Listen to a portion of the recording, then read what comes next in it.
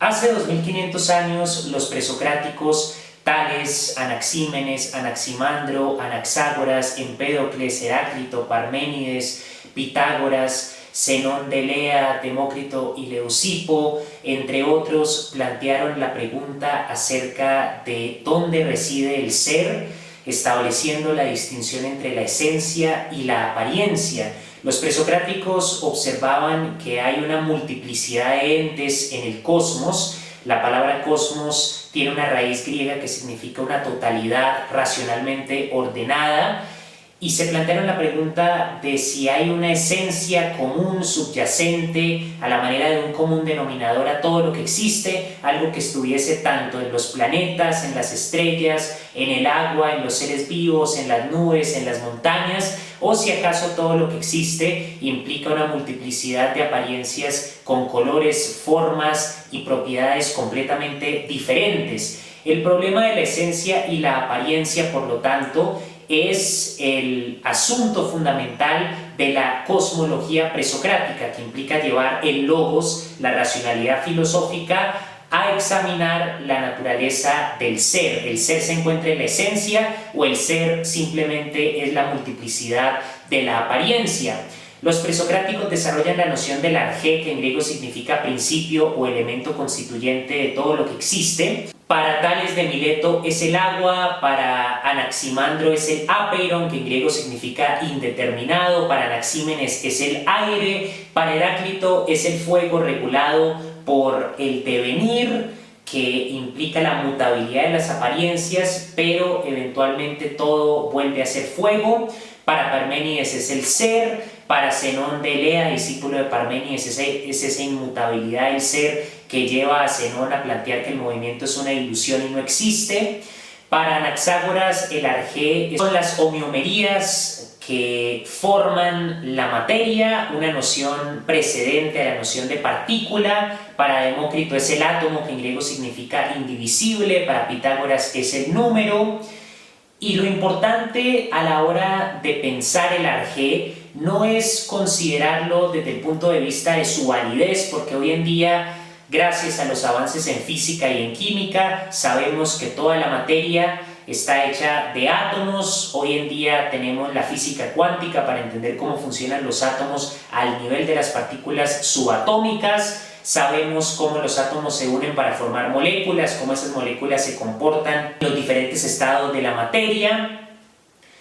Tenemos la tabla periódica, tenemos incluso nociones de cómo se comporta la antimateria y la materia oscura. Por lo tanto, lo importante a la hora de pensar la cosmología presocrática no es la validez ante la comprensión científica de la materia que tenemos hoy en día, sino que el problema no es si realmente todo está hecho de agua, o si todo está hecho de fuego, o si todo está hecho de los 4 elementos regulados por el amor y el odio, como propone Empédocles, sino lo importante, lo que sobrevive hoy en día del quehacer filosófico de los presocráticos, es el problema de la esencia y la apariencia. Hoy en día tenemos un conocimiento científico que se aleja cada vez más de la experiencia de nuestros 5 sentidos, particularmente en el caso de la física. Si comparamos la realidad como se nos presenta en nuestros 5 sentidos con la comprensión del funcionamiento del mundo subatómico que se deriva de la mecánica cuántica, encontramos 2 testimonios completamente diferentes. En nuestra experiencia sensible, los objetos ocupan un único lugar en el espacio y en el tiempo, la posición es inseparable de la velocidad,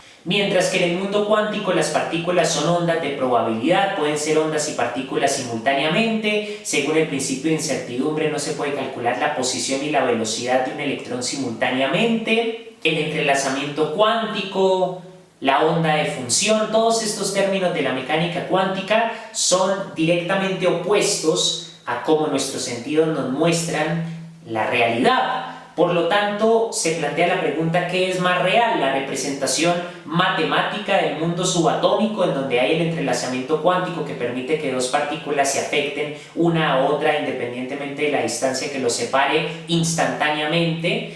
¿Es más real el principio de incertidumbre, que dice que no se puede conocer la posición y la velocidad de un electrón al mismo tiempo? ¿O es más real la experiencia sensible del mundo? Cuando tomamos un objeto sólido, vemos una serie de propiedades, el color, la forma, y estas propiedades son el resultado de nuestro cerebro interpretando, por ejemplo, la frecuencia de las ondas electromagnéticas que constituyen la luz. ¿Qué es más real? ¿Esa interpretación del cerebro o la onda electromagnética que por medio de la teoría de Maxwell conocemos desde la física? ¿Qué es más real? ¿La percepción de que un objeto es sólido, tangible, o la representación desde, por ejemplo, la física de cómo funcionan realmente esos átomos que forman ese objeto, que no son para nada sólidos, porque el átomo no es un pequeño sistema solar, no es un sistema solar en miniatura, sino que el átomo consta de un núcleo con protones y neutrones y alrededor giran los electrones que pueden comportarse como onda y partícula y son una onda de probabilidad. Esa pregunta de qué es más real está vinculado al campo de la metafísica y tiene que ver con la pregunta que formularon los presocráticos: ¿el ser reside en la esencia o reside en la apariencia?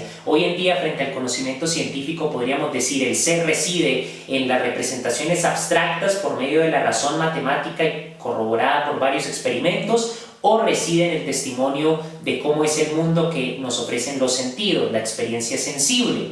Esa pregunta de la esencia versus la apariencia lleva al planteamiento de la razón versus la experiencia en el plano de cómo conocemos. Si el ser reside en la esencia, en el arjé, como planteaban los presocráticos, entonces la apariencia es ilusoria, la apariencia que muta con el tiempo, que está sujeta al devenir del cual hablaba Heráclito, nos engaña, nos ofrece una visión errónea del mundo. Por lo tanto, la razón está por encima de los sentidos y eso lleva también a la distinción ética entre el cuerpo y la razón. Debemos basarnos en las pasiones, en los sentimientos que se derivan del cuerpo, que depende de los sentidos. Si sabemos que los sentidos solamente nos permiten conocer las meras apariencias, como en el mito de la caverna de Platón, las sombras que ven los prisioneros en la caverna, o debemos regirnos por la razón, que nos permite dar cuenta de lo que los presocráticos llamaban arjé y de lo que Platón consideraba como las ideas en el topos urano, en el mundo de las formas. Hoy en día, por lo tanto, la importancia de la pregunta que originó la filosofía, la pregunta por el ser, supone una reflexión acerca de la naturaleza de la realidad. Y si vamos a la tradición de la filosofía moderna con Descartes, Hume y Kant, particularmente centrándonos en el idealismo trascendental de Kant, donde Kant plantea en la crítica de la razón pura que el noumeno, la cosa en sí misma, no se puede conocer, lo único que podemos conocer es el fenómeno, y el fenómeno es el resultado de las facultades del sujeto cognoscente, que son dos: la sensibilidad y el entendimiento. Kant desarrolla un idealismo trascendental en donde hay unas condiciones a priori que hacen posible estas dos facultades. Las condiciones trascendentales que hacen posible a priori la sensibilidad o la experiencia a través de los sentidos son el espacio y el tiempo como intuiciones puras de la sensibilidad. Gracias a que el espacio y el tiempo son intuiciones puras de la sensibilidad, nuestra mente puede captar impresiones sensibles.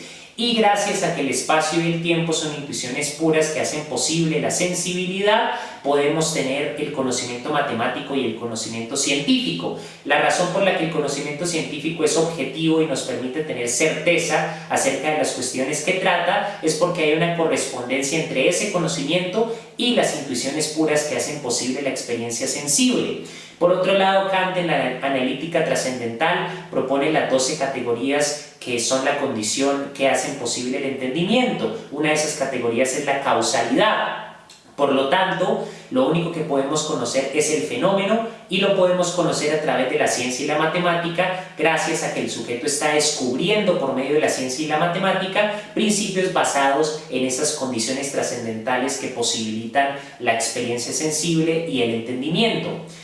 En Hume, por ejemplo, en el escepticismo que asegura que el conocimiento de las cuestiones de hecho diferenciadas de las relaciones de ideas solamente es posible gracias a las tres formas en las cuales la mente asocia ideas derivadas de impresiones sensibles, nos encontramos con el mismo planteamiento. La realidad depende de las facultades del sujeto cognoscente o de la conciencia que esté ahí para interpretarla. Entonces, ya vinculando ese elemento que aporta la filosofía moderna con Descartes, Hume y particularmente Kant a la discusión acerca de dónde reside el ser, si en la esencia o la apariencia. Se añade ese elemento ahora de la interpretación por medio de las facultades del sujeto cognoscente. A la luz de la distinción que inicia Descartes entre sujeto y objeto, podemos formular hoy en día la pregunta de si el ser existe independientemente.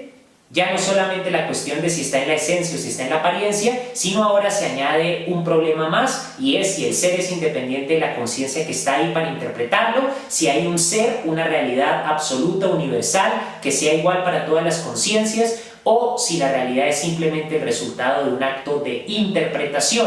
Claramente después encontramos en la fenomenología del espíritu ese viaje de la experiencia sensible al saber absoluto y toda la idea hegeliana de que lo absoluto necesita objetivarse y exteriorizarse en el proceso dialéctico de la historia, cuya finalidad es la autorrealización, la autoconciencia de eso absoluto, de ese saber puro absoluto que es un Dios transportado al plano de la lógica, en lo particular, en lo subjetivo.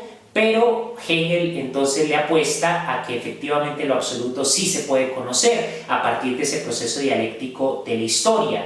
Entonces tenemos ese problema que se formula desde los presocráticos y que atraviesa toda la tradición de la filosofía occidental. El ser reside en la esencia o la apariencia. Podemos conocer mejor a través de la razón o la experiencia. La realidad es objetiva o depende de las facultades del sujeto cognoscente que la esté interpretando. Esa es la vigencia del problema filosófico que inaugura la cosmología presocrática hoy en día.